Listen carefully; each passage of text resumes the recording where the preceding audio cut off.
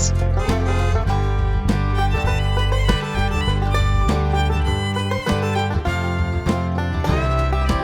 Victoria is a lovely town located on the Avalon Peninsula in Newfoundland and Labrador. Situated midway on the Bay de Verde Peninsula, Victoria is often called the crossroads to Trinity and Conception Bays because it lies along Route 70.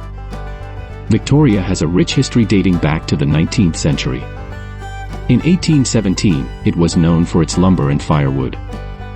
Many residents joined the Labrador fishery, working with merchants in nearby towns like Carbonear, Harbour Grace, and Northern Bay.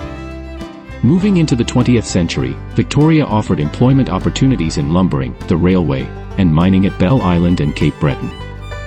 By 1905, the town had an electric power station, and in 1916, the Bay de Verde branch line railway service opened, although it was later shut down.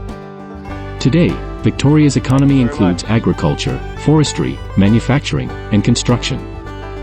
The town enjoys a climate influenced by the Atlantic Ocean, with temperatures shaped by the surrounding waters, currents, and winds.